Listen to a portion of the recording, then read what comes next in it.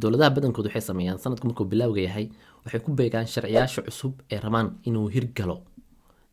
ka bilaabato sanadka cusub.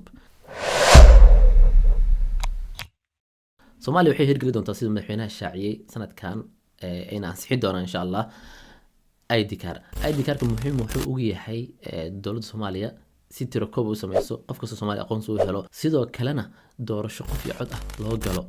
waa sanadkii diiwaan gelinta dadweynaheena dadkeena inaan diiwaan gelino meel kasta iyo deegaan kasta ay joogaan aqoonsi muwaadinimana aan siino sanadkii aan xaqiijin lahayn waaya hadii aliira waa muhiim saaid weyn sidoo kale amniga ugu muhiimsan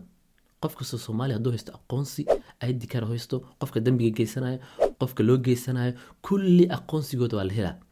marka dalkan wuxuu noqonaa dal xasiloon sida adduunka oo kale ayaan markii rasuul sallallahu dhahay sida bini'aadamku inuu noolaana dad badan waxay aaminsanayeen muxuu ka wadaa waxa la soo gaaray xilligii aan ka fakari lahayn in dadkeenu ay bani aadam yihiin xilligii aan go'aansan lahayn inaan u noolaano sida bani aadamku u noolyahay adduunka kale ay dikareystaan xuquuq haystaan sida u dhaqmayaan yani anaga waa ka duwanahay maadaama aan 30 sano ka badan ku nooleen dagaal sokeeye marka waa inaan isbedel sameeynaa sanadkan 2023 waxaan rajaynaynaa insha Allah inuu hirgalo sharciyaasha cusub oo hadda madaxweynaha soo bandhigay sanadka bilowgiisa sida ID cardka kale ID cardka muhiim ayuu noo yahay qofka Soomaaliya si aqoonsi u helo hadda ka soo qaad Sweden sanadkan 2023 waxay hirgelinaysaa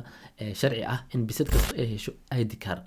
waxay gaareen heer ah bisadii xataa inay register u sameeyaan hadda qofka Soomaaliya waa muhiim waana qasabi ku tahay inuu registereeyo